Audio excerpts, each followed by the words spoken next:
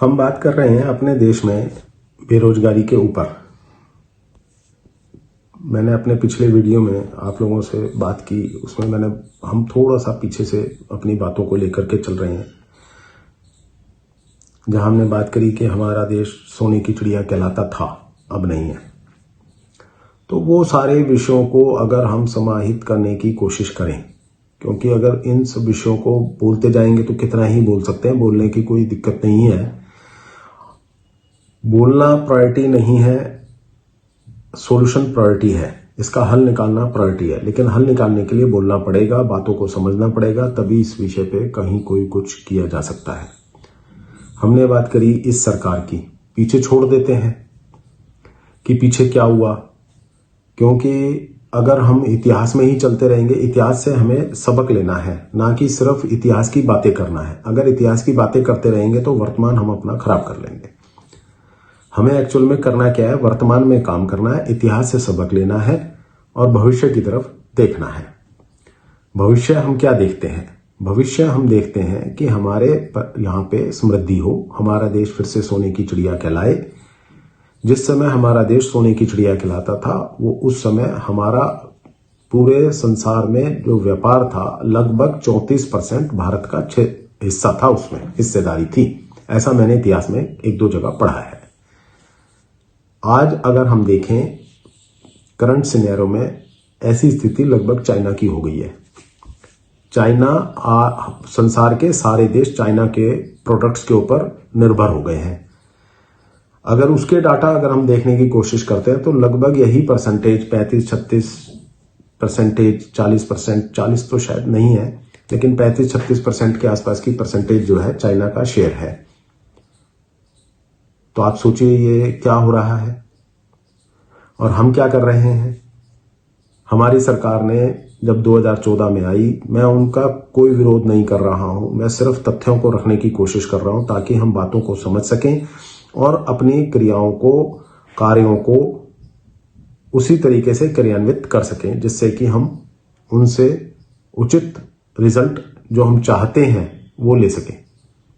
2014 में कहा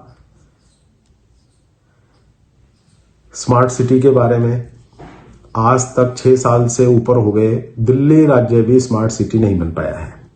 आप 2-3 चीजें देख लीजिए, पानी को देख लीजिए, ट्रैफिक को देख लीजिए, पोल्यूशन लेवल को देख लीजिए, इंटरनेट कनेक्शन की स्पीड को देख लीजिए, टेलीफोन कॉल्स की ड्रॉप आउट कॉल्स को देख लीजिए। ये बड़ी बेसिक सी बातें कर रहा हूं मैं। स्कूल में बच्चों के एडमिशन को लेकर के देख लीजिए और सुरक्षा के माहौल को देख लीजिए। अब बात करते हैं सफाई की।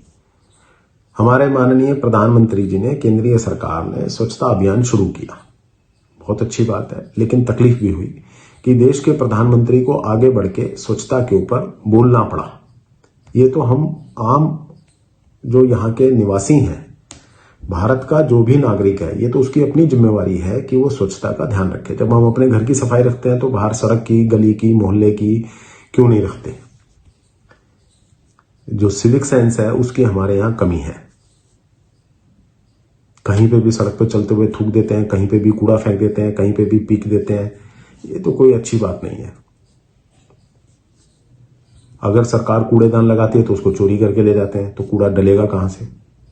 जगह जगह यूरिनल्स बने होते हैं, बने होने चाहिए। यूरिनल्स बने हो, इतने गंदे हैं, वो साफ सफाई नहीं होती कि वो यूज कोई नहीं कर पाता उनको। जो थोड़े बहुत साफ सुथरे रहते हैं वहां जरूर लोग यूज कर लेते हैं, लेकिन उनकी बहुत ज्यादा शॉर्टेज है। जिस प्रकार से जनसंख्या का अनुपात है उस हिसाब से वो नहीं है।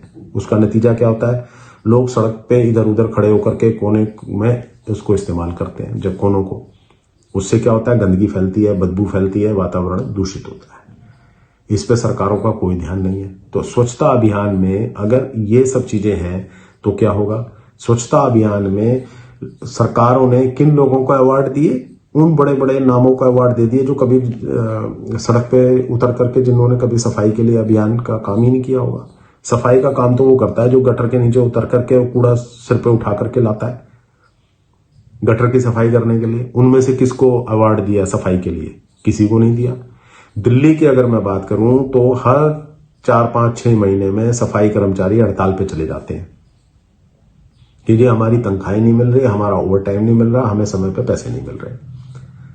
जब दिल्ली देश की राजधानी में ये हाल है तो क्या होगा? यहां सिर्फ राजनीति होती है, क्योंकि दिल्ली में एक दूसरे दल की सरकार है, केंद्र में दूसरे दल की सरकार है, दूसरी पार्टी की सरकार है, वो आपस में वैचारिक मतभेद रहता है, जिसकी वजह से पता नहीं काम सफर क्या करते हैं, रिजल्ट ये होता है कि काम नहीं होते हैं। वो उसका ऊपर दोनों एक दूसरे के ऊपर दोषारोपण करते रहते हैं, और उसको भुगतती कौन है? जनता भुगतती है। खैर, अब इस विषय से हमें आगे कैसे निकला जाए, इसके ऊपर बात करनी है। हम बात कर रहे हैं बेरोजगारी के ऊपर। अब वही शिक्षा नीति के ऊपर आती है बात कि बेरोजगारी का सीधा सीधा इंपैक्ट है कि हम इसको ले कैसे रहे हैं। इसको दो भागों में हमें बांटना पड़ेगा। एक हमारी शिक्षा नीति में हमारे को यह भी देखना पड़ेगा कि हम वोकेशनल स्टडीज पे कितना जोर दे रहे हैं। सारे बच्चे तो डॉक्टर इंजीनियर बनेंगे नहीं। कुछ बच्चे ऐसे होते हैं जो किसी भी वजह से, अपनी भी वजह हो सकती है, वो नहीं पढ़ पाता है, नहीं उसका पढ़ने में मन है, या कोई भी कारण हो सकता है। मैं उन कारणों पे बात नहीं कर रहा हूं। बच्चे चौथी क्लास के बाद भी छोड़ देते हैं, 5वीं के बाद भी, 6ठी के बाद भी, 10वीं के बाद भी, 12वीं क्लास के बाद भी, ग्रेजुएशन करते करते भी बीच में छोड़ देते हैं। तो क्या उनको जीने का अधिकार नहीं है? क्या वो रोजगारी नहीं करेंगे? क्या उनको अपना रोजगार नहीं चाहिए? गांधी जी ने स्वराज के ऊपर, स्वरोजगार के ऊपर, स्वावलंबी होने के ऊपर बहुत जोर दिया था। तो अगर हम उन्हीं की बातों को, उन्हीं के आदर्शों को लेकर के चलते हैं, बोलते जरूर है, चलते तो नहीं है, ऐसा तो नहीं प्रतीत होता है कि हम चलते हैं उन बातों के ऊपर, हाँ बोलते जरूर है। तो अगर हमें अपने बच्चों को स्वावलंबी बनाना है तो उनको नौकरी नहीं देनी है, उनको व्यापार में डालना है, व्यवसाय में डालना है। उसके लिए क्या करना पड़ेगा? उसके लिए वोकेशनल स्टडीज में उनको ले जाना पड़ेगा। उनको उनकी रुचि के हिसाब से छोटे छोटे जो व्यवसाय हैं उसकी ट्रेनिंग देनी पड़ेगी, उनमें उनको दक्ष बनवाना पड़ेगा, और उसके बाद वो उस कार्य को करेंगे। जब वो उस कार्य को करेगा तो अपने साथ 2, 4, 5 को नौकरी भी देगा। सरकार या कोई भी नौकरी कहां से देगा? जब तक व्यवसाय नहीं होंगे, रोजगार नहीं होंगे, इंडस्ट्रीज नहीं होंगी, तब तक रोजगार कहां से आएंगे? नौकरियां कहां से आएंगी? हमें ये समझना पड़ेगा कि हम नौकरी की बात करते हैं या स्वावलंबी होने की बात करते हैं। देश तरक्की जब ही करेगा जब हम स्वावलंबी होंगे। अगर हम स्वावलंबी नहीं होंगे तो हम तरक्की नहीं कर सकते। जिस समय हम सोने की चिड़िया थे, कहलाते थे, उस समय के अपने सिस्टम को हमें देखना पड़ेगा कि हम उस समय सोने की चिड़िया कैसे बने। जब उस समय में हम बन सकते थे तो आज क्यों नहीं बन सकते? इसका मतलब कहीं ना कहीं हमारी नीतियों में, हमारी गतिविधियों में, हमारी सोच में भटकाव आया है। हम भटक गए हैं, हम अपनी बातों को लेकर के भटक गए हैं, हम अपने विषयों को लेकर भटक गए हैं, और इसमें कहीं कोई शक भी नहीं है। आधुनिकता ने हमें इतना घेर लिया है कि हम अपनी संस्कृति को, अपनी बातों को भूल करके सिर्फ और सिर्फ पश्चिमी सभ्यता के पीछे लग गए हैं। भैया, दूसरे का घर अच्छा हो सकता है, लेकिन मैं अपनी परिस्थिति, अपने घर के हिसाब से कार्यों को करूंगा, दूसरों के हिसाब से नहीं कर सकता। लेकिन हमारी शिक्षा पद्धति उस हिसाब से हो गई है। हम यहां पे अपने बच्चों को स्वावलंबी ना बना करके नौकर बनाने की ट्रेनिंग दे रहे हैं, वही एजुकेशन दे रहे हैं, उसी तरह की हम एजुकेशन दे रहे हैं। अब पिछले 5-7 साल में जो बच्चे ग्रेजुएट होते हैं वो सिर्फ टारगेट ये बना करके, उनकी कोर्सेज भी चेंज कर दिए गए हैं, उनका करिकुलम चेंज कर दिया गया है, सिर्फ और सिर्फ ये टारगेट करके कि वो किसी कंप्यूटर कंपनी में नौकरी करेगा, किसी फार्मास्यूटिकल कंपनी में नौकरी करेगा, वो कहीं ना कहीं नौकरी करेगा। ये माइंड सेट करके उसके एजुकेशन को, पैटर्न को तैयार किया गया है। क्या ये उचित है? इस पे हमें काम करने की जरूरत है। वोकेशनल स्टडीज को इतना ज्यादा बढ़ावा देना पड़ेगा, तब जाकर के कहीं हम इसमें सक्सेसफुल हो सकते हैं। जब तक हम वोकेशनल स्टडीज पे ध्यान नहीं देंगे, हम चीजें खड़ी नहीं कर पाएंगे।